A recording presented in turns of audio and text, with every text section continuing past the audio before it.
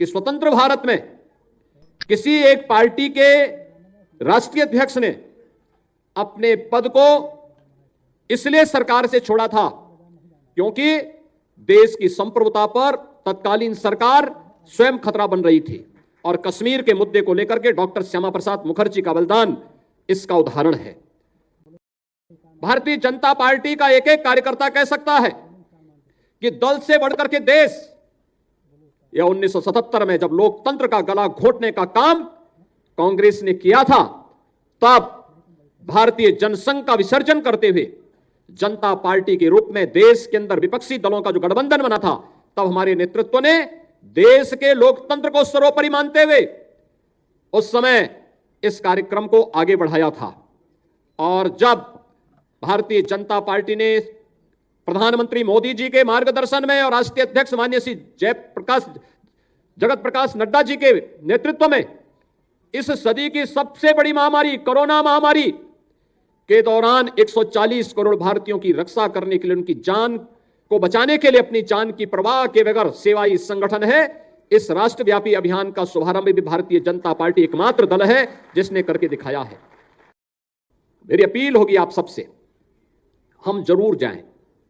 जो लोग आपकी प्रतीक्षा कर रहे हैं और आपको उनके साथ जाना है, लक्ष्य एक ही होना चाहिए कि राम काज कीनो बिन मोहि कहां विश्राम। जब तक झोपड़ी में बैठा हुआ इंसान जिसको प्रधानमंत्री आवास योजना का लाभ मिला है, अगर हम उसके घर में जाएंगे, उसके साथ सेल्फी लेंगे और उसी मोबाइल फोन से उसको फिर से सदस्य बना करके उस सेल्फी को उसको वापस भेजेंगे, तो उसके मन में कितनी उसको अच्छा लगेगा। आपको इस अभियान के साथ जुड़ना चाहिए। एक बड़ा कार्यक्रम होगा जिसको आयुष्मान भारत का कार्ड मिला है। जिन प्रदेश के 15 करोड़ लोगों को पिछले 4 वर्ष से लगातार फ्री में राशन की सुविधा का लाभ प्राप्त हो रहा है, जिन लोगों के घर में उज्ज्वला योजना का सिलेंडर चल रहा है, जिन लोगों को विद्युत का कनेक्शन मिल गया है, जिन लोगों को प्रधानमंत्री किसान सम्मान निधि का लाभ मिल रहा है, जिन 6.5 लाख नौजवानों को सरकारी नौकरी मिली, और अभी 60,200 पुलिस की भर्ती की प्रक्रिया सफलतापूर्वक आगे बढ़ी है। अभी हम 40,000 नई भर्ती इस प्रक्रिया के तत्काल बाद फिर लेके आने वाले हैं। और नौजवानों को तैयार करिए, अगले 2 वर्ष में 2 लाख सरकारी नौकरी लेके आने जा रहे हैं, 1 करोड़ निजी क्षेत्र में नौकरी लेके आने वाले हैं, लगभग 60 लाख नौजवानों को और उद्यमियों को नए स्टार्टअप स्थापित करने, उन्हें एंटरप्रेन्योर बनाने और उन्हें नए उद्यमी बनाने की दिशा में सरकार कार्य करने जा रही है। स्वाभाविक रूप से हम सब अगर उन तक पहुंचेंगे, लोक कल्याणकारी कार्यक्रम हो, सरकारी या निजी क्षेत्र में नौकरी की संभावना हो,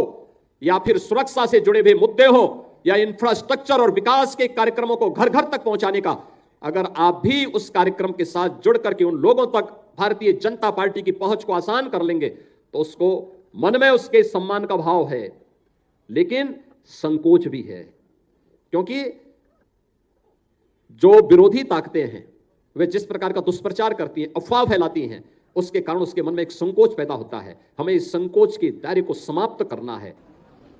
कि हम सब दुनिया के सबसे बड़े राजनीतिक दल भारतीय जनता पार्टी के सदस्य के रूप में आज सदस्यता ग्रहण कर रहे हैं। हम पहले से ही सदस्य हैं, लेकिन पुनः साधारण सदस्य के रूप में जो पार्टी ने एक निश्चित सीमा तय की है इस समय तक, और उस कार्यक्रम को पुनः रिन्यूअल कराने की दिशा से हम फिर इस अभियान के साथ जुड़ रहे हैं। एक तरफ सदस्यता अभियान, दूसरी तरफ भारत और भारतीय जनता पार्टी की जब हम बात करते हैं तो 2 बातें बहुत साफ आ जाती हैं।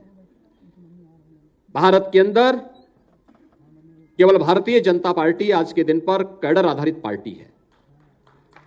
और भारत के अंदर केवल भारतीय जनता पार्टी एकमात्र पार्टी है जो भारत की माटी से जुड़ करके, भारत के महापुरुषों से लेकर के